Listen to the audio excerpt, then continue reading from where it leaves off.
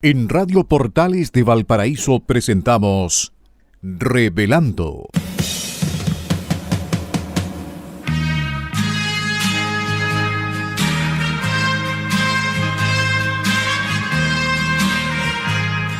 Un programa donde se abordan temas de actualidad, contingencia y la agenda cultural de la zona. Entrevistas del ámbito nacional e internacional. Revelando es presentado y auspiciado por Asofar AG, Asociación de Oficiales de la Armada de Chile en Retiro, Asociación Gremial. Con ustedes, Revelando en Radio Portales de Valparaíso. Muy buenas tardes, estimados auditores. Otro día lunes de sol, de alegría, de un cambio positivo que se espera para Chile. Un día lunes 15 de diciembre, a pronto de la Navidad, a pronto de recibir a nuestro Señor Jesucristo, a pronto de un cambio de gobierno. Este día de lunes estamos en nuestro programa Revelando, auspiciado por Asofar de Radio Portales, 89.5 FM, 840 AM. Estamos felices este día lunes.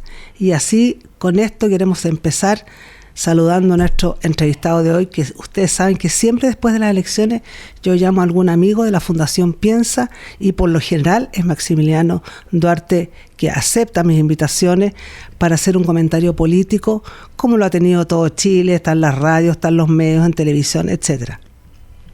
Maximiliano, buenas tardes. Feliz de tenerte esta tarde aquí con nosotros en esta celebración tan magnánima de un presidente con un 58,17% de triunfo, un balotaje extraordinario frente a la candidata Jara, que tiene un 41,83%. ¿Qué te parece a ti este resultado? Y comentemos de aquello en esta hora que nos acompaña en nuestro programa Revelando. Primero que todo, muchas gracias por la invitación, María Eugenia. Muy contento de estar este día, que yo lo llamaría histórico. Fue una victoria realmente contundente de Kast por sobre Jara. Tú mencionabas recién el porcentaje en 58, 17. 42, pero cerrando ya, siendo generoso con la candidatura de Jara, cerremos en 42. 58-42 es un resultado realmente contundente. Tenemos que pensar que en la elección pasada la diferencia entre Boric y Kast fue de alrededor de 10 puntos y ya se hablaba de un resultado bien importante, relevante. Un triunfo contundente, y si ahora vemos que la diferencia fue de 16 puntos, eso ya es una goleada de escándalo, ¿no? Y eso tú tienes que sumarle otros elementos territoriales. Por ejemplo, la candidatura de José Antonio Kast se impuso en las 16 regiones de Chile. Y si uno hace doble clic incluso a nivel regional, en una región como la nuestra, que en los últimos años tuvo, digamos, un movimiento pendular relevante hacia la izquierda luego del estallido social, donde, sin ir más lejos, en su momento acá no solamente había un gobierno de izquierda, sino también había un gobierno regional de izquierda, a lo que se sumaba la alcaldía, por lo menos de toda el área metropolitana, esa de las 5 comunas del Gran Valparaíso. Y hoy en día vemos que incluso una comuna como esta, donde el Frente Amplio tenía su único senador hace un par de años, y ahora tiene otro senador también acá de esta zona, vemos que incluso en esta región, en 33 de las 36 comunas continentales, se impuso José Antonio Kast. O sea, solamente las únicas comunas de nuestra región donde ganó la candidata Janet Jara fueron Valparaíso, San Antonio y Petorca, y en todo el resto de la región ganó con claridad José Antonio Kast. Entonces eso ya te habla que este no es un triunfo cualquiera, es un triunfo que debe generar un movimiento telúrico, digamos, relevante dentro de lo que es la izquierda chilena. Yo creo que se viene un periodo de reflexión muy importante. Y si vamos más en profundidad en lo que fue el discurso de José Antonio Kast, uno puede ver que este gobierno de José Antonio Kast tiene una ventaja al menos en tres dimensiones. Uno, como dijimos recién, es un triunfo contundente en el global y también a nivel territorial. En segundo lugar, va a ser un gobierno que, por lo que escuchamos del presidente electo, va a ser representante de una coalición amplia, muy representante amplia de las fuerzas del rechazo del primer proceso constitucional. O sea, hay una segunda derivada. derivadas que podríamos analizar más en detalle después, de lo que fueron ciertos guiños, incluso a lo que es una nueva falange, a lo que es el Partido Radical, incluso hubo palabras de apoyo hacia ese movimiento. Y en tercer lugar, es un gobierno que se va a ver beneficiado por una cuestión, de hecho, por un calendario electoral muy favorable, en el sentido de que va a ser un gobierno donde la única elección que va a servir o que va a interrumpir este periodo se va a llevar a cabo 3 años, entre años más. Claro. A diferencia de lo que fue el gobierno de Boric, donde tuvo primero la constituyente, el plebiscito salía 6 meses, que lo pierde, digamos, claro, catastróficamente, y eso implica un cambio de todo el gabinete. Luego tuvo elecciones, digamos, de constituyente, que le fue mal nuevamente. Luego un plebiscito salía, que le fue razonablemente bien al gobierno. Y luego las elecciones locales y de gobierno regional, donde tuvo el resultado que tuvo. Entonces, cada vez estuvo urgido por una elección que estaba a la vuelta de la esquina. José Antonio Kast va a tener un cierto margen de maniobra, ya que la próxima elección en 3 años más. Entonces yo creo que todos estos elementos, todos los resultados que vimos a nivel territorial, las señales a una coalición amplia y el calendario electoral que le es favorable, ya que no va a tener interrupciones de ese tipo, auguran un gobierno de unidad nacional que tiene todos los elementos a favor para comenzar a recuperar Chile de una situación de decadencia, tanto a nivel de seguridad, economía, entre otras muchas aristas. Entre muchas aristas que la verdad que tenían preocupado mucho los chilenos, y por eso el triunfo tan contundente de José Antonio Kast. Ahora, ¿cuáles crees tú que van a ser los principales? Porque él prometió muchas cosas: seguridad, crecimiento, ¿no es cierto? Y eran tres áreas. Seguridad, crecimiento, y también hay una agenda migración, y también una agenda social donde tiene un sello muy potente lo que son las listas de espera y la vivienda. La vivienda. Sí. Entonces, ¿tú crees que en 4 años o en un tiempo más o menos que se empiezan a ver estos resultados, crees que los gobiernos, por ejemplo, Milei está muy contento, vendría su cambio de mando? Veamos al presidente Trump, no va a venir probablemente él, pero lo más probable es que mande Marco Rubio, podría decir. Marco Rubio, de todas maneras, sí. Y así sucesivamente. Entonces, en el fondo, va a estar muy apoyado externamente. La Giorgia Meloni, que siempre ha estado con él ha estado allá. Entonces, ya vemos como un apoyo a nivel regional, digamos, americano, y vemos algo europeo también. Y sudamericano también. También se tiene el caso de Bolivia, Paraguay, Ecuador, también. Argentina, ahora Chile. Claro, e incluso los británicos en la BBC estaban diciendo de un arrollador triunfo a este presidente de derecha, y lo alababan, lo halagaban. Entonces te fijas tú que hay una cosa a nivel mundial donde pareciera que la derecha está volviendo. La derecha quiere escindirse, salir de lo que es el área de izquierda, comunista, etcétera, etcétera. Ya se dieron cuenta que son áreas donde no hay posibilidades de mucho emprendimiento, de mucha seguridad. ¿Cómo ves tú que va a enfrentar, por ejemplo, primero la salida de los inmigrantes? Porque ese es un tema que ha estado en el tapete. Él, hasta el último minuto antes de ser elegido, decía, les quedan tantos días. No volvió a hablar ahora, nuevamente. Mira, yo pienso que lo primero que uno tiene que descartar es que acá vamos a ver una especie de fantasía, digamos, ultraderechista, como se tiende a veces a caricaturizar. Sí, puede ser. Eso no va a ser posible por 2 elementos. Uno que te anticipaba antes, acá hay guiños muy poderosos hacia sectores que, si bien se identificaban con una centroizquierda moderada, se atrevieron a cruzar el Rubicón cuando la Convención Constitucional propone un proyecto refundacional constitucional. Claro. Hubo muchos personajes políticos, o sea, por ejemplo, lo que hoy día yo diría que se grafica muy bien en Eduardo Frei. Sí. Carlos Maldonado, del Partido Radical. Sí. Todo lo que fue Movimiento Amarillos y posteriormente Demócratas, ¿no? Claro. Yo creo que José Antonio Kast ha dado señales muy claras de que no se va a llevar la pelota para la casa. Absolutamente. Y que esto no va a ser un gobierno donde esté solamente republicano y el Partido Nacional Libertario. Claro. Sino que entiende, yo creo que convencido también por el propio rol que tuvieron ellos en la Convención 2, yo creo que ellos entienden que el nuevo clivaje político se explica no por el sí y el no, sino más bien por el apruebo-rechazo del primer proceso constitucional. Y José Antonio Kast, creo que yo genuinamente logró comprender de que si no abarca un paraguas muy amplio de distintas sensibilidades políticas, pero que comparten, digamos, ciertos etos común, al menos en el respeto de la institucionalidad vigente, ese gobierno no va a llegar a buen puerto. Y lo comprende también por una razón, podemos decir, electoral, de que la cantidad de votos que sacó José Antonio Kast en esta segunda vuelta es bastante superior a lo que sacó en primera vuelta. Claro. O sea, en primera vuelta sacó algo así, si mal no recuerdo, 23%, 22%. Sí, 23%. Y ahora sacó un número que es más del doble que eso. Claro, incluso cuando Parisi decía que ni facho ni comunacho, ¿no es cierto? Eso está claro, pero resulta que hubo muchos fachos, o lo que fuera, de gente de derecha, que se fue por Kast, a pesar de que hubo muchos votos nulos blancos, que yo encuentro que eso no es votar.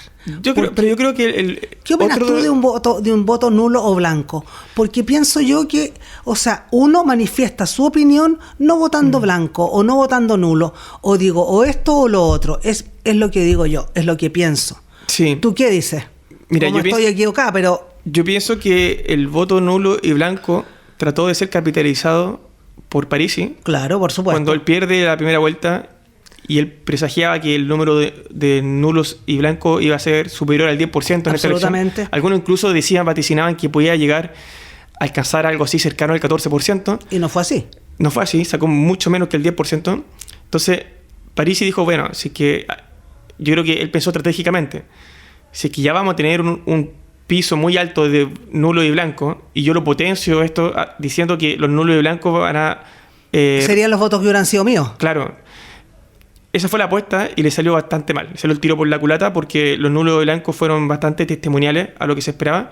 Y eso demuestra también que cuando el país está entre la disyuntiva de dos opciones políticas tan diferentes y una elección dicotómica, casi plebiscitaria, la ciudadanía se posiciona por una de las dos opciones que están. Eso es lo que tiene que ser. Y así que yo diría que uno de los grandes perdedores de esta segunda vuelta fue Parisi, por el solo hecho de que él quiso figurar en una elección donde no estaba en la papeleta. Creo que él, y esto creo que lo decía, si mal no recuerdo, anoche Pepe Out o Alfredo Joinat en uno de estos programas de comentaristas políticos, que lo que debió haber hecho Parisi fue más bien hacer el duelo por su derrota. En cambio, él en vez de hacer el duelo rápidamente trata de posicionarse como una alternativa en una papeleta en la cual él no figuraba. Yo creo que esa apuesta salió mal. Y volviendo a la pregunta anterior sobre qué se puede esperar de José Antonio Kast, como te decía, si bien una señal muy importante de cosas que no vamos a ver, o sea, no vamos a ver una cuestión caricaturesca, ultraderechista, con esto se le pone una etiqueta de manera peyorativa, aparte de porque José Antonio Kast dio muestra genuina de ser el líder de una coalición amplia. Lo segundo, una cuestión que es un hecho político, que es la conformación del Senado, que está empatado. Entonces tú también, por una cuestión de realismo político, sabes que no vas a poder hacer todo lo que tú quieras y va a tener que moderarse esta expectativa porque tiene una limitante institucional. Entonces tú necesitas tener mayoría en ambas cámaras y en una está bastante empatado. Entonces tú vas a tener que dar ciertas señales para que justamente esos votos que hoy en día pueden estar en disputa en la Cámara Alta, pienso por ejemplo en el voto de Matías Walker, por decir un nombre. La Pamela Giles. Pero, claro, para elegir en la Cámara Baja. Ah, perdón, sí, claro. Ahí tiene la ventaja José Antonio Kast de que necesita solamente 2 votos del partido de la gente si es que logra alinear al resto. Entonces va a haber un desafío bien interesante. La próxima semana vamos a ver ciertas señales. Ahora, es un desafío bien difícil también. Entonces importante. O sea, tiene que sentar por un lado a alguien del Partido Radical y a alguien del Partido Nacional Libertario y hacer que ambos remen para el mismo lado, ¿no? Cuando también bastante razón tendrán los nacionales y libertarios en decir, pero a ver, esperemos un poco. Nosotros fuimos en una coalición electoral, digamos, en una misma lista electoral para las parlamentarias. Nosotros decíamos ser sus aliados naturales. Pero lo que sería un gran error, y yo creo que ya está descartado, esta tesis jacksoniana de los círculos concéntricos. No sé si te acuerdas tú que la tesis de colaboración del progresismo chileno era, a ver, vamos a ampliar también el abanico de adherentes a este gobierno, pero ojo, el primer círculo va a estar Frente Amplio y el Partido Comunista, luego en un segundo círculo, más alejado en una segunda línea, el Partido Socialista, y en una tercera línea el PPD, etc. Cuestión que salió también por la culata al tiro una vez de que pierden escandalosamente el plebiscito de salida del primer proceso constitucional, y todo ese diseño político se le va a la espalda y tiene que rearmarse y darle un protagonismo muy relevante al Partido Socialista, tanto en Hacienda, que ya estaba, pero también con mayor presencia en el comité político en Interior y luego en las Express. Dicho eso, yo creo que José Antonio Kast no va a hacer esa ridiculez. No, es muy centrado. Las señales que ya ha dado es que los partidos que van a formar parte de esta nueva coalición amplia van a participar en igualdad de condiciones. Absolutamente. Y una señal política muy fuerte que no puede pasar desapercibido es que José Antonio Kast anunció que va a renunciar al Partido Republicano. Absolutamente, también anoche lo dijo. Y eso es bien contraintuitivo. Pero, ¿va a renunciar o ya renunció? No, va a renunciar. Va a renunciar, claro. Y eso es contraintuitivo porque si tú piensas, a ver, la intuición natural de alguien que gana por la votación que obtuvo, o sea, que es el presidente más votado en la historia de Chile, absolutamente, sacándole más de 2 millones de votos a su contrincante, uno podría decir, bueno, si yo gané siendo parte de un partido con este sello, ¿por qué me voy a ir del partido? Si esta es la fórmula con la cual obtuvo el triunfo, un triunfo aplastante. Y aún así, José Antonio Kast dice, comprendiendo que hay un nuevo clivaje y que tiene que agrupar a las fuerzas del rechazo, entiende que una señal política a esos mundos que hoy día, si bien no comulgan completamente con su visión política, pero sí comparten mínimos comunes, una buena señal era justamente renunciar al partido político para dar esa señal de unidad. Así que yo veo que José Antonio Kast está bastante entusiasmado con esta idea de liderar una nueva coalición, y me parece que mirando en el mediano o largo plazo lo hace pensando en que existe una oportunidad ahora sí real de que haya una continuidad de un segundo gobierno de esta coalición, incluso una tercera. O sea, yo creo que está mirando en un mediano largo plazo, sí. Muy interesante. ¿Quién es tú? Mira, anoche y hoy día en la mañana se veían los posibles futuros ministros o secretarios generales, etcétera, etcétera. Y la verdad es que ahí estaba bastante disperso, digamos, el ambiente, en el sentido que eran muchos de republicanos y otros que la habían apoyado abiertamente, pero habían otros, por ejemplo, como, no sé, Germán Codina, exalcalde, y así sucesivamente, la Beatriz Evia, bueno, en fin, gente que ya trabajó por la derecha, sí, pero eso es muy bueno, a mí me parece muy bueno que incluyera ese tipo de personas. La Beatriz, incluso la Rosana Costa, claro que ya le falta todavía más de un año para terminar su periodo en el Banco Central, sí, pero son gente, digamos, de peso no solo político, de peso como persona, pero se necesitan dos tipos de peso. ¿Te fijas? Entonces, eso me parece muy bien. La gente que está Rodrigo Álvarez, claro, que trabajó con Claudio Alvarado también. Claudio Alvarado, ¿te fijas? Hay gente muy dispuesta. Incluso independiente, por ejemplo, Iván Poduje. Que cuando fue candidato a Viña del Mar, tuvo una batalla, digamos, con uña y diente contra el Partido Republicano. Y ahora parece como un aliado, incluso suena como para un eventual ministro de Vivienda. Claro, me parece bien, porque él estuvo con el presidente, o sea, con este actual presidente, con Kast, en todo. Pero a lo que voy es que ellos, apoyándolo. A lo que voy es que él tuvo una pelea, digamos, cuando uno veía la elección de alcalde, él se peleó fuertemente con el Partido Republicano. Y él dijo incluso en un programa, cuando lo entrevistan, cuando es candidato a alcalde de Viña, que él nunca votaría por Kast y que Kast no iba a ser presidente de Chile. No me acuerdo de aquello. Sí. Pero si tú lo dices, tiene que ser así. Fue así. Y sin embargo, rápidamente se dio cuenta que ahí es donde había que apoyar. O sea, a lo que voy es que también José Antonio Kast ha dado muestras de que no tiene rencor en esa línea y que está sumando personas con los cuales ha tenido, digamos, sus roces. Claro. Tú tienes también, no sé, lo que hablábamos delante, Claudio Maldonado, también Jimena Rincón, todo ese lote, un Felipe Arboe que puede cumplir también a mí Jimena Rincón, en lo personal, no me disgusta, creo que podría estar. ¿Qué crees tú? Yo no sé no le he visto nombrar a ninguno de los dos. No sé si en primera línea. Yo creo que también es cierto que... También es cierto que... La Mara Cedini, por supuesto. Yo creo que Mara Cedini suena como vocera de gobierno. Absolutamente.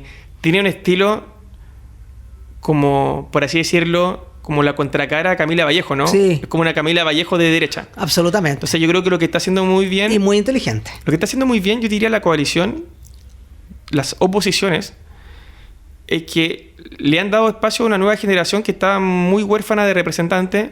Por ejemplo, si tú vas al 2015, cuando Michelle Bachelet hace esta apertura y hace un cambio generacional, porque no es que el Frente Amplio se enfrentó con el socialismo democrático y hizo ese espacio. Michelle Bachelet le abrió las puertas de par en par en el Ministerio de Educación. Absolutamente. O sea, básicamente le regaló el Ministerio de Educación al Frente Amplio, que estaba recién en formación. Hubo un pacto también por omisión que permitió que Giorgio Jackson saliera electo diputado sin ningún tipo de competencia. Claro. Ahí también entra al Parlamento Carol Cariola, Camila Vallejo, Gabriel Boric. Pero hubo, digamos, una apertura y uno miraba hacia la derecha y decía, a ver, ¿quién es el Gabriel Boric de derecha? Claro. ¿Quién es el Jorge Char de derecha? No había nadie. Pero de verdad en no aquella había época. O sea, pero ya aparecieron. O sea, ahora tú tienes toda una generación, por ejemplo, que está en la Cámara Baja, pienso los Pancho Rego. Pancho Rego, absolutamente, tiene que estar, a mi gusto, a pesar de que está elegido, digamos. Esta misma generación que tuvo su visibilidad máxima durante las campañas del rechazo en el primer proceso, muchos de ellos que también fueron con convencionales constituyentes en la del mamarracho, ¿no? Sí, la del mamarracho. Tenía, por ejemplo, Ricardo Newman, La Paz Charpentier. Sí, todos aquellos me encantan. Ahí tú tienes una generación que no tenía representatividad en la derecha. No tenía ninguna voz. O sea, tenía esa voz específica, punto. O sea, hoy día diría que está muy empatado y hay un fenómeno cultural, si lo queremos ver de esa forma. Absolutamente. Que hoy en día la derecha ha logrado, esto siempre lo digo de esta forma, quiero que se entienda bien, como una noción más panqueta, por así decirlo, como que se ve un poco más irreverente. Hoy día incluso ser de derecha es como contracultural, un poco irreverente, ¿no? Que era mucho de lo que se atribuía a Frente Amplio en su inicio. Y esto uno lo ve por redes sociales, donde los jóvenes también hoy día sin miedo ya se manifiestan en favor de las ideas de la libertad. Absolutamente. Sí, yo diría que la izquierda ha perdido ciertos espacios donde tenía el monopolio de la opinión pública. Y una cosa porque esta elección uno lo puede ver desde millones de aristas, pero te llevo a una cuestión que puede sonar incluso media frívola, pero veamos las campañas electorales desde el rechazo a apruebo del primer proceso. En la estética audiovisual, las campañas de derecha han sido bastante más dinámicas, más entretenidas, más esperanzadoras. Incluso este tema que hizo José Antonio Caz de los jingles que suenan en todo, y José Antonio Caz en esta última campaña sacó un álbum de canciones, todas muy bien pegadoras. Uno decía, cuando uno vuelve 15 años atrás, y uno miraba campañas electorales, uno decía, la izquierda la lleva en esto. Claro. O sea, es imposible ganarle. Pero ya en términos audiovisuales. se subieron a eso y ya están en lo mismo. Y lo mismo, y yo diría que incluso lo superó. O sea, sí, puede ser tal cual. Yo he visto en varios programas, incluso conversando con gente que se dedica al mundo del marketing político, dicen que están bastante impresionados con la campaña de José Antonio Caz. En la puesta en escena, en la cuestión que te digo, suena muy frívola, ¿no? Pero es lo que llama a la gente. Hay técnica audiovisual. O sea, uno ve, yo hoy día vi un video de la oficina, ustedes lo pueden ver, quienes nos escuchan en redes sociales, que José Antonio Caz inauguró la OPE, la Oficina del Presidente Electo. Qué bien, que es la que está trabajando como una especie de moneda chica antes de asumir en marzo. Y hasta el video de lanzamiento de esa oficina, tú lo ves y tú ves un profesionalismo en la puesta en escena técnica que tú dices, oye, estos gallos... trabajaron duro, pero trabajaron bien. Trabajan bien, entonces... Claro, entonces en el fondo lo que la gente quiere ver o lo que pega hoy. No sé, yo creo que cuando uno ve en esas dimensiones, por eso te digo creo yo que más importante lo que va a pasar, porque al punto que quiero ir ahora es que esto es bien paradójico, porque estamos hablando de José Antonio Caz, de cómo ganó la contundencia de su votación a nivel territorial, como tú lo quieras ver, comuna, etcétera. Pero paradójicamente los ojos van a estar puestos más en la oposición que José Antonio Caz. Porque ahora la gran pregunta que cae de cajón no es cómo va a ser el gobierno de José Antonio Caz, va a ser cómo va a ser la oposición que se va a encontrar José Antonio Caz. Ayer ya hubo actos de vandalismo en Plaza de Armas, ya hubo también en Plaza Italia, hubo también carro lanzagua, digamos, alejando las marchas, o sea, estos actos de vandalismo, y sabemos que van a venir cierta reminiscencia a lo que fue el octubrismo de 2019. Y va a ser muy importante ver cuál va a ser el rol que va a jugar la oposición. Exactamente, ese es el punto. Porque una cosa es que haya cierta chispa y otra cosa es que estos se pongan a tirar, digamos, pasto seco, ¿no? Claro. Y eso, y a tirarle viento al chispero. Entonces, yo creo que esa es la pregunta de fondo. ¿Qué tipo de oposición nos vamos a encontrar? Y yo creo que esa es la reflexión que viene en estos próximos meses. Porque siendo oficialista, digamos, de una coalición bastante amplia, vamos a ver muy prontamente cómo eso se va a configurar. en el gobierno Kast. Pero la gente está preocupada y dice, ¿cuál es le tiene que dar apoyo a Carabineros de partida? Tiene que sacar bastante leyes o apoyando él mucho a Carabineros. Y eso es lo que la gente quiere ver. O sea, yo creo que lo que vamos a ver... Seguridad, mayor seguridad, que la gente... Lo que decía hoy día en la mañana, una persona de allá de Buin, donde él estaba tomando desayuno con su gente en Buin, en Paine, decía, yo estoy feliz porque sé que ahora podré salir a las 6, 7 de la tarde, digamos, a pasear, a caminar con mi señora, y no con el riesgo, pero todavía eso es muy pronto para decirlo, porque el delincuente, el narco, todavía va a estar en las calles. Claro. Entonces tenemos que ver más leyes, más cosas que apoyen a las fuerzas de seguridad. Así es, María Eugenia. Yo creo que la agenda, vamos a ver una cuestión bien potente en los primeros 90 días, que ya se anticipó. Creo yo que tiene que mostrar resultados muy concretos. Sí. Si no, la luna de miel va a ser bastante breve. Claro. Tiene que hacer todo, y que eso es lo bueno que tiene este gobierno, o el gobierno que va a ser de José Antonio Kast, de que tiene muchos aprendizajes del gobierno actual. O sea, por ejemplo, lo que hablamos delante, lo que no tiene que hacer es el tema de los asuntos del anillo concéntrico de poder. Tiene que invitar a que los partidos políticos participen en igualdad de condiciones. Absolutamente. Eso es lo primero. Lo segundo que no tiene que hacer José Antonio Kast es mostrar inmovilidad los primeros 6 meses. Recordemos que el gobierno de Boric, cuando entra al gobierno, se le giraban cuestiones que eran bien importantes en materia de vivienda, y ellos simplemente no zanjaban las discusiones porque decían, no, esperemos que pase con el proceso constitucional. Bueno, vamos a una pausa musical. Esta tarde nuevamente ustedes saben que a mí me gusta la canción Libre de Nino Bravo. Nos estamos liberando de lo que es las fuerzas de izquierda. Volvemos después de nuestra pausa musical con nuestro invitado estrella esta tarde. Ustedes saben que permanentemente yo, después de las elecciones, ya sea municipales, senatoriales, lo que tengamos, yo invito a mis amigos de la Fundación Piensa, y por lo general ha tenido a Maximiliano Duarte porque Juan Pablo Rodríguez ya está en áreas mayores, pero con Maximiliano nos entendemos a la maravilla, sabemos lo que queremos decir, a veces viene con Victoria Nostroza, otras veces no puede, pero la verdad que hoy día el comentario da para largo. Sí. Mira, voy a hablar un poco de la cosa más muy típica de mujer, pero a mí hay signos. Ayer le decía a mi marido, yo decía, ¿sabes qué, viejo? Me encanta ver un presidente que permanentemente, ahora no por postura, anda de la mano de la mujer. Después de 34 años de matrimonio y 9 hijos, ellos permanentemente han andado de la mano. Toda la vida han salido a comer los días martes los dos solos, porque tienen 6 días a la semana dedicados a los hijos o a las carreras políticas de él o de abogado, lo que sea, y además de 9 hijos, lo que no es menor. Y lo que dijo un profesor que fue entrevistado a la rápida, digamos, que estuvo a los 9 hijos de alumnos del Colegio Campanario. ¿Y qué le parece a usted los hijos Kast, o sea, los niños Kast como alumnos? Excelentes, dijo, no tuve ni un problema con ninguno de ellos. Y no es menor cuando son 9, que hay distintas generaciones. O sea, los hijos menores tienen 18 y 20 años y el mayor ya es diputado electo. Y siempre hay personalidades muy distintas. Muy distintas, claro. Tenemos el segundo que es DJ, el Matías que es DJ y le gusta el deporte, etcétera, etcétera. Entonces, tú comprenderás que en eso habla de un grupo familiar muy profundo, ¿te fijas? Entonces eso gusta mucho. Sí, o sea, yo creo que estoy plenamente de acuerdo contigo en el sentido de que Chile es un país que abraza mucho las tradiciones republicanas, y uno de los grandes problemas que tuvo Gabriel Boric en su gobierno fue esta ridiculez de eliminar el cargo primera dama porque quería repensarlo. Aquí yo no quiero entrar, como que siento que me voy a poner a cagüinear. Claro, pero que es verdad. Pero, por ejemplo, veamos la cuestión bien en frío. Gabriel Boric tiene una polola, a cual le ofrece un puesto de primera dama para que lo repiense, haga otra especie de institución, pero le pone a esa institución el nombre de ella.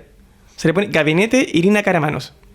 Luego termina el cargo Irina Karamanos porque circunstancialmente termina con el presidente Boric, y luego el presidente Boric tiene una hija con otra persona que puede entrar a trabajar al gobierno, etcétera. Yo creo que eso igual genera cierto ruido. Es como, mucho. A ver, eliminamos el puesto de primera dama. Porque Chile no es un país así. O sea, eliminaste el puesto de primera dama para que ese cargo lo ocupara una polola, lo desmantelara y luego se fuera. Claro. Es algo bien extraño. Si esto hubiese sido al revés, hubiese sido escandaloso. el nivel de cagüín que habría habido, incluso habría sido tema de farándula, ¿no?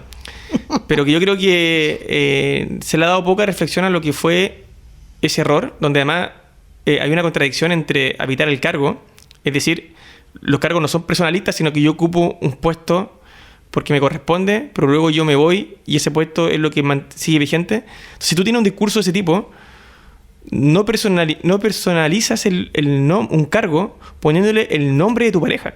Absolutamente. Se llama Gabinete Irina Caramanos. Y firmaban decretos, resoluciones como Gabinete Irina Caramanos. O sea, hay alguien que ve eso y ve que organismos del Estado tienen el nombre de una persona, lo encuentra realmente extraño y muy contradictorio, digamos, a este discurso de que los cargos no son personalistas, sino que tú los habitas. Yo creo que hay un error muy grave. Yo creo que siempre ha existido simpatía en la sociedad chilena por la figura de la primera dama. Pero absolutamente, y todas las anteriores hicieron mucho. Sí. Hasta que llegó la presidenta Bachelet, porque no tenía primera dama, tenía un damo. Entonces, esto de ser refundacional, contracultural, en exactamente todo lo que sea del aparato estatal y todo esto de repensarlo y darle un nuevo sentido, yo creo que la gente también se cansó le genera o reflexionó y dijo la verdad que no, esto no es el Chile que queremos, el Chile que hemos sido siempre. Si no tiene nada malo tener... No es denigrante la institución de primera dama como algunos querían hacerlo ver en el Frente Amplio. No es denigrante. Y también te muestra cierta cercanía, cierto aspecto humano. Yo creo que incluso muchas de esas fundaciones que eran parte de... que estaban a cargo de la primera dama han perdido incluso su prestigio. Absolutamente. Entonces yo creo que tampoco se hacía un mal trabajo en esa línea. Era un cargo ad honorem, tampoco implicaba gasto público. Y muchas cosas buenas se hicieron. Yo creo que también hay algo como una vuelta a ciertas tradiciones republicanas ¿Y qué es Chile? Porque tú comprenderás que con esta votación que tuvo el presidente Kast, más esos votos nulos que si la gente a lo mejor lo repiensa más, hubiera pasado una parte, no importa que no pasó. La gente dijo, yo estoy aburrida de estas cosas novedosas. Sí, tanta cargos novedad. con nombres de las primeras damas que no entendemos nada, este nombre raro, por así decirlo. Entonces la gente quiere la vuelta a lo antiguo, a lo tradicional. Quiero la vuelta a la primera dama, quiero la vuelta a ver una mujer bonita, ¿no es cierto?, al lado del presidente, pero no solo por la facha, sino que porque está haciendo una tarea que es adecuada a un presidente de la República de Chile. Y yo creo que María Pía Arriazola, que ya trabajó muchísimo afuera, digamos, no solo porque son schenstatianos, matrimonio schenstatiano de muchos años, todos sus hijos son schenstatianos, pero independiente de eso, ya ha trabajado con muchas cosas sociales en su comuna y en su región. Entonces tú comprenderás que eso es lo que quiere ver, eso es lo que la gente echó de menos. ¿Te fijas? Y no al presidente con agua en brazo. Anoche en una pasada de 5 segundos, 5 minutos, vi este famoso detrás del muro y ironizaban, por supuesto, al presidente con esta guagua y qué sé yo. O sea, tú comprenderás que eso no es para el cargo de un presidente. Me encanta que el presidente tenga familia, me encanta, pero no es la idea. El presidente lo quiero liderando.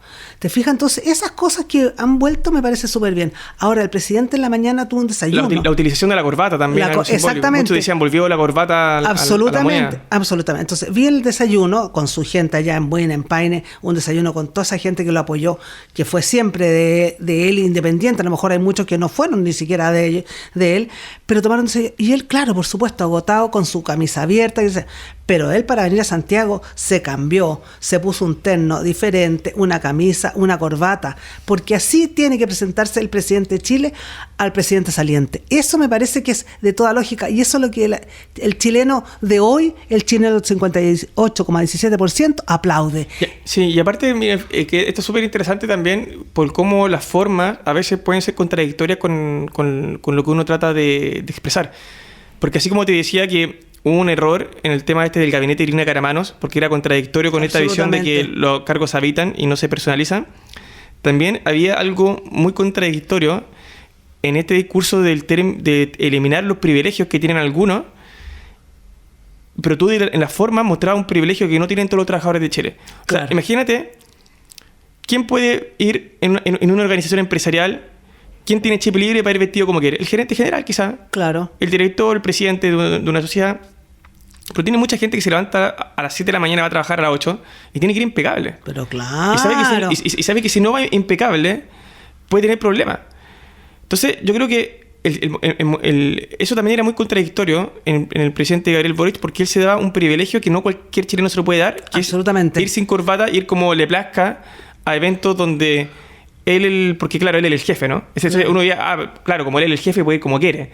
Y eso yo creo que daba una señal muy equivocada con lo que era la forma y el fondo. Que él se daba el gusto, se daba un privilegio que no se pueden dar sus subalternos. O sea, yo te aseguro que en algunos ministerios hacia abajo o en algunas organizaciones que son autónomas, tú eres abogado, por ejemplo, del Consejo de Defensa del Estado. Eso te decir yo, los abogados. Un abogado del Consejo de Defensa del Estado tiene que ir impecable. Pero claro. A una audiencia de juicio. Yo cuando hacía mi práctica profesional, sin ser abogado, pero haciendo mi práctica profesional en, digamos, la Corporación de Asistencia Judicial, tiene que ir impecable. Claro. Tiene que ir con terno, presentarme frente a un juez. Y yo no podía darme ese lujo de ir con la camisa desabrochada y sin corbata. Entonces yo creo que la gente también eso le genera cierto rechazo, porque en Chile tenemos una cultura presidencialista. Sabemos que el presidente... Siempre somos presidencialistas. O sea, aquí no funcionaría un sistema parlamentario, porque nos gusta elegir presidente. Y en América Latina en general tiene esa característica. Entonces cuando tú tienes muy arraigado culturalmente que la figura presidencial tiene una dignidad distinta al resto de los cargos, tú tienes que también comportarte conforme a la dignidad de ese cargo. Y yo creo que eso es una señal que José Antonio Kast proyecta y que la ciudadanía Súper también bien. lo abraza. Súper bien, porque además que él mira alrededor de él lo que está pasando. O sea, los presidentes de los partidos de derecha de Latinoamérica y de América, como Estados Unidos, todos con corbata. Claro. Todos los latinoamericanos. O sea, el único que anda descamisado es Petro, Maduro, Claro. etcétera, pero son gente la más de izquierda. La gente de derecha anda toda. Paz de Bolivia, etcétera. Entonces, en el fondo... Sí, incluso la izquierda también. O sea, si tú ves, por ejemplo, Sí. si tú ves como cuando se reúnen en la OTAN. Absolutamente. Y ves los países Todos o la Unión con Europea. corbata. Todos con corbata. A nadie se le ocurriría andar sin corbata. No. Y las mujeres impecables. Como anda la Dorothy Pérez. La Dorothy Pérez anda siempre impecable y él hizo un comentario ayer respecto a un ministerio, algo que así dijo que funciona muy bien. Sí. Porque hemos tenido a la persona adecuada, sin nombrarla a ella específicamente, pero se refirió, uno se daba cuenta que estaba refiriéndose a Dorothy Pérez, porque lo ha hecho estupendamente bien, una mujer seria, una mujer tranquila. Y eso es lo que quiere un poco proyectar él, su seriedad, su tranquilidad para gobernar. Sí. Bueno, yo creo que hay un, como digo, uno puede analizar esta elección en distintas aristas y yo creo que las formalidades conforme al cargo también es una arista que uno debiese entender que algo gatilla también en la ciudadanía. Sí. Así que yo estoy de acuerdo contigo en ese sentido. Hay muchas maneras de leer esto. Lo que sí sabemos es que, y quiero volver al punto político, Sí, claro. me parece que esto de una coalición amplia, gobierno de emergencia, es bastante adecuado a los tiempos que vivimos, porque si es que no hay un gobierno que sea más amplio, va a ser muy difícil que se aprueben, como tú mencionabas, las leyes que se necesitan para ponerle freno tanto a la delincuencia claro. y volver a reactivar económicamente al país. Así que yo pienso que vamos a ver en los primeros 3 meses incluso una cuestión media performativa. Y acá yo quiero también decir algo como quizá más autocrítica. Uno tiende también a decir que el Frente Amplio y este gobierno es muy performático, es como mucho de los grandes discursos, casi medio poeta, citar ojalá a un poeta por ahí, mucho también de parafernalia y a veces poco a gestión y poco fondo, Claro. pero mucha puesta en escena. Yo creo que nosotros en este gobierno vamos a presenciar en el José Antonio Kast algo performático también. Y yo creo que eso también uno tiene que asumir que va a ser así. En el tema de seguridad principalmente. O sea, tú ves lo que está haciendo, por ejemplo, Donald Trump, que está a veces para dar una señal. Ah, eso íbamos a comentar, ya. O sea, a veces tú ves, por ejemplo, lo que está pasando en el Caribe, donde uno dice, oye, están matando casi moscas con bazooka. O digamos, como una cuestión bien performática, cuando bombardean estas balsas Las que vienen lanchas, con claro. droga. No sé, oye, ¿era necesario tirarle el misil de dólares que cuesta $100 millones? Quizás hubiésemos algo. Pero eso es una señal política para decir, oye, acá hay poderío y nosotros no tenemos miedo en ocuparlo. Pero claro. Yo estoy seguro que vamos a ver algo de esa... No en esa dimensión, obviamente, porque Chile no es Estados Unidos. Pero sí vamos a ver algo bien performático en el tema de control de la frontera. Eso. Porque yo creo que acá hay una dimensión de la seguridad que hay que darle un punto al gobierno actual. Yo le doy el punto de que a veces confundimos lo que es el miedo, la inseguridad, con los indicadores objetivos de delito. Y es verdad, a veces uno ve, oye, porque hoy día somos el país, yo diría uno de los países del mundo y de América Latina, de todas maneras, donde la sensación de seguridad es más grande que en el resto. O sea, nosotros los chilenos... La de seguridad. La sensación de inseguridad. Eso es lo que te decía. Tenemos más miedo. Eso es evidente. Absolutamente. Pero si uno ve los indicadores, claro, todavía no estamos al nivel de otros países donde los indicadores de homicidio, etcétera, son mucho más grandes que los de Chile. Sí, es cierto. Pero ¿cómo tú combates entonces esa sensación de inseguridad? Lo combates justamente dando ciertas señales performáticas que permiten que la gente salga a la calle. Si tú ves, por darte un ejemplo, te voy a dar un ejemplo así muy burdo. Si tú pones a una patrulla, a un carro de carabineros patrullando cada media hora en un barrio, y en vez de que sea una patrulla, pones 2 patrullas y que van juntas, tú dirías, bueno, quizás eso no es tan efectivo, porque ¿cuál va a ser el cambio en concreto en comisión en delito? O sea, que hayan 2 carros o 1. Claro. Quizás está ineficiente que hayan 2. Pero si tú ves 2, ya te sientes más seguro. Claro. O sea, uno como personas común y corriente, claro, ciudadano, camino más seguro, con más seguridad. Y caminarte más seguro simplemente por una señal incluso más o menos performática. Entonces yo creo que lo que vamos a ver nosotros en los primeros meses va a ser una señal de política muy concreta de que con estos mismos medios, que con los que cuenta el gobierno actual, vamos a hacer notar la presencia del Estado. Y lo vamos a hacer notar de una manera, digamos, tan gráfica que incluso no es tan eficiente, pero la gente lo va a ver y esa sensación de inseguridad, esa sensación va a disminuir. Porque eso es lo que tiene que pasar en seguridad. Hay que ver el tema del delito, que yo estoy de acuerdo que en algunas cosas va a haber una continuidad de lo que está en el gobierno actual, eso es evidente, o sea, no todo parte de cero, hay cierta continuidad. Y por otro lado... Pero también no van a permitir tanta gente que salga a las cárceles así nada más, porque la verdad es que este gobierno está a cada rato permitiendo que la gente salga. Sí, o sea, yo diría que hay un problema con el Poder Judicial que viene grave. O sea, no puede ser que en Gendarmería la semana pasada se le escapa de nuevo a una persona porque hubo una mala interpretación de un decreto. No puede ser. O sea, ahí hay una cuestión también técnica. O sea, lo primero que hay que hacer es decir, oye, ¿quién es el que está...? Falta un abogado en esa cárcel, pongamos un abogado entonces. O sea, también va a haber una cuestión de gestión, y yo eso no lo niego. Pero también va a tener que haber algo bien performático. Y yo creo que eso es lo que vamos a ver en los primeros 3 meses en seguridad. Ya, y ahora, ¿qué pasa con esos famosos 6.000 millones que él dice que puede recortar? Que escuchando a Axel Kaiser dijo, pero 6.000 es nada. Ustedes comprenderán que tenemos 90.000 millones de dólares que se están despilfarrándose, que es lo que el gobierno prepara por supuesto, que se despilfarran en famosas fundaciones, etcétera, etcétera. 6.000 millones no es nada, se puede 6.000 y hasta 10.000. Así que él lo puede hacer. ¿Qué crees tú al respecto? Ya, yo voy a recoger... Yo creo que uno puede analizar de 2 formas. Yo estoy de acuerdo en que hay una cuestión de perspectiva.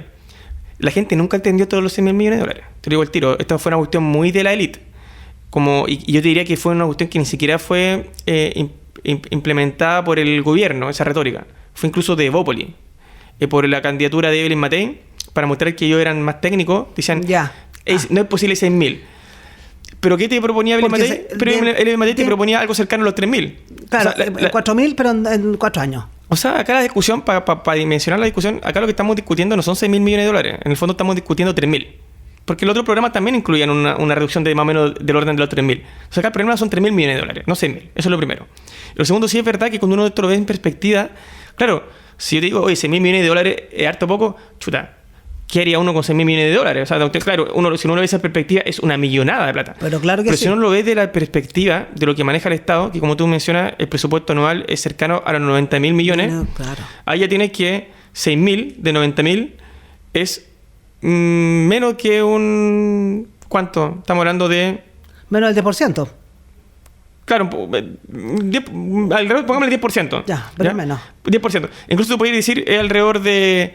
Claro, en menos de alrededor del 7%. 7%. Y si tú dices que lo que está en disputa no son 6.000 millones, sino 3.000, estamos hablando de un 3%. O sea, te dicen, oye, ¿es mucho recortar el 7% de un presupuesto? No. No parece tanto desde esa perspectiva. Y otros que hablan del punto del PIB, ¿no? Eso es lo otro. Yo creo que nadie en la gente no tiene ni idea de cuánto es un punto del PIB y 2 puntos del PIB. Ya, pero el PIB en Chile son 340.000 millones.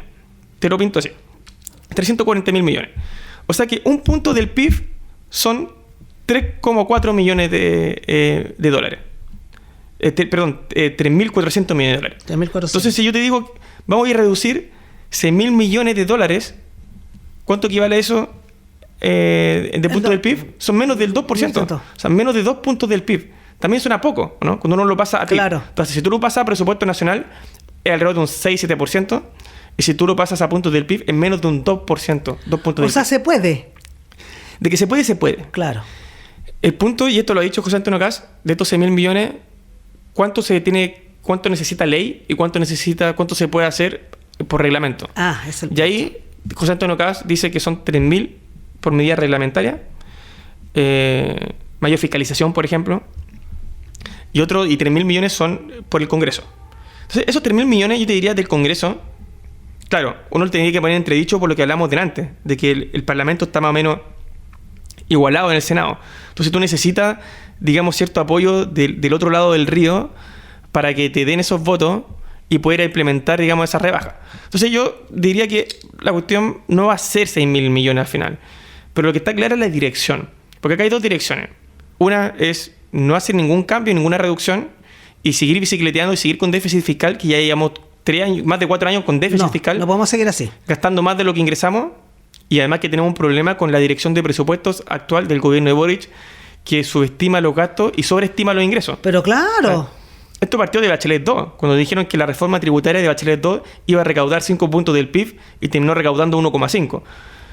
Y así hay una serie de cuestiones donde se sobreestiman los ingresos, pero tú sigues gastando igual que como lo que tenías planificado ingresar. Claro. Tú no puedes hacer eso. En cualquier familia, cualquier presupuesto familiar, si tú piensas que va a ganar cierta plata y no se cumple esa expectativa, tienes que reducir gastos, eso es evidente. Y eso es lo mismo que pasa con Chile. Entonces, es evidente que tiene que haber una reducción del gasto. No creo que van a ser los 6.000, como te digo yo, pero la dirección está clara. Entonces, irán a hacer... Lo que acá pasa es que uno apunta alto, pensando que obviamente va a lograr un objetivo menor, pero la dirección está clara. Y si bien se apunta a los 6.000 millones... Ponte tú que al final del día sean 3.000, 4.000, igual está yendo en la dirección correcta. Claro, claro. Sí. Por ejemplo, hay cosas como Televisión Nacional. Él dijo que la cerraba. ¿Tú qué crees al respecto? Bueno, yo creo que ese es un caso complejo porque necesitas ley. Es un caso donde tú necesitas ley. O sea, no hay nada que hacer. Pero hay muchas cosas que tú sí puedes hacerlo por reglamento, sí puedes hacer con mayor fiscalización.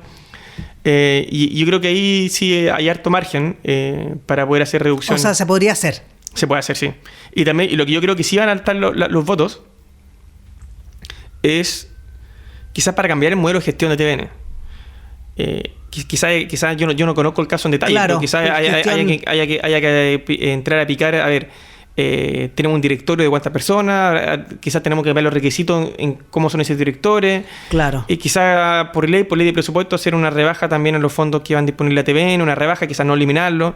Pero esto también, esta idea como bien salvaje, ponerlo en esos términos de que todas las empresas públicas se van a privatizar y de un día a la mañana eso no es posible por una cuestión, como digo yo, de realismo político. Pero sí, yo creo que van a haber cambios relevantes en cómo se están gestionando algunas empresas públicas, que el caso TVN ya diría que es el caso por excelencia de ejemplo de cómo no hay que administrar una empresa pública. Absolutamente. ¿Y qué pasa con las fundaciones? Bueno, yo creo que el caso de las fundaciones... Es otro caso. Otro caso que yo creo que ya en parte se está modificando porque ya no hay billetera suelta en las fundaciones y se van a mirar con lupa, y yo creo que ahí sí va a haber una fiscalización mucho más estricta. Pienso yo que van a haber bastantes convenios entre el gobierno y Contraloría para generar algunos modelos de buenas prácticas. Incluso yo te diría que hoy yo he estado viendo varios... nosotros en Piensa hemos estado analizando hartas cuestiones presupuestarias de cómo los gobiernos regionales, por ejemplo, las municipalidades comparten la información y ni siquiera coinciden los datos que maneja la Subdere, la DIPRES. Como que a veces cada municipio, cada gobierno regional entrega la información en su propio formato. Yo creo que hay mucho trabajo que se puede hacer rápidamente de generar normas comunes de la manera en que uno presenta la información. Porque si tú no puedes fiscalizar si no tiene información clara. Absolutamente. Y si cada institución maneja información diferente, estamos en un problema más o menos grave. Entonces yo creo que en todas esas dimensiones sí hay bastante margen para mejorar los procesos. Y también viene una cuestión que es bien compleja, pero que hay que hacer, es ajustar el mercado público o combinarlo también con los avances en la inteligencia artificial.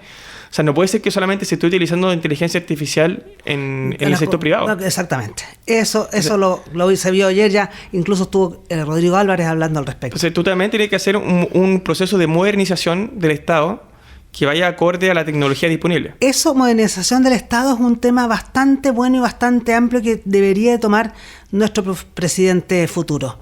Yo creo que modernización del Estado y también la política. ¿Cómo lo ves tú? La política tiene también que eliminar partidos, el Congreso tiene que bajar su cantidad de congresales, ¿me entiendes? A nivel Cámara de Diputados, Cámara de Senadores. Entonces, eso veo que es algo que tiene que venir y tiene que hacerse. Bueno, eso va a pasar pronto. De hecho, se vaticina de que la reforma del sistema político viene antes de que se acabe este gobierno. Perfecto. Es como una de las medallas que se quiere poner también. Ahora en esta también uno se pone en el lugar del gobierno y uno dice, ¿qué tengo para mostrar como legado? Y hay un acuerdo muy transversal de que hay un problema en el sistema político y yo creo que también el presidente Boric está bien interesado en que esa reforma se apruebe bajo su gestión. Por dos motivos. Uno, porque efectivamente va a poder mostrar algo. Y en segundo lugar, porque están las condiciones para hacerlo, porque en estos momentos, si bien fueron electos nuevos diputados y senadores, ellos entran en su cargo en marzo.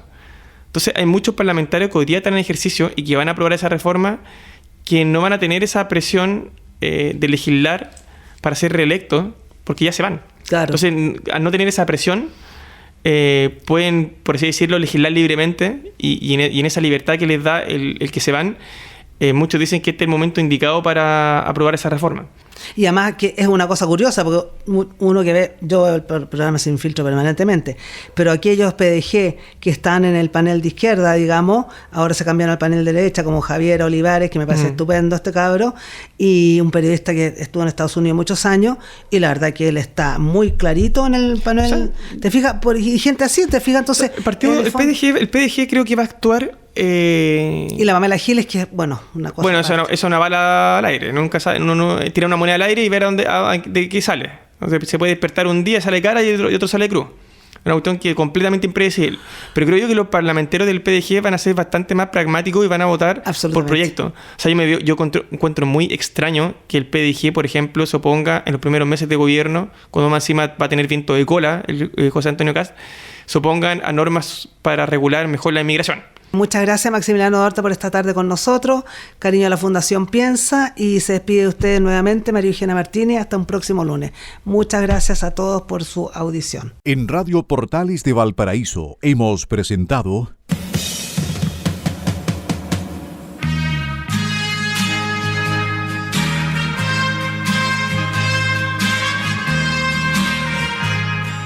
Revelando, un programa donde se abordan temas de actualidad, contingencia, entrevistas del ámbito nacional e internacional. Revelando es presentado y auspiciado por Asofar AG, Asociación de Oficiales de la Armada de Chile en Retiro, Asociación Gremial. Sintonícenos en un próximo programa. Buenas tardes. Las opiniones vertidas en este programa son de exclusiva responsabilidad de quienes las emiten y no representan necesariamente el pensamiento de Radio Portales de Valparaíso.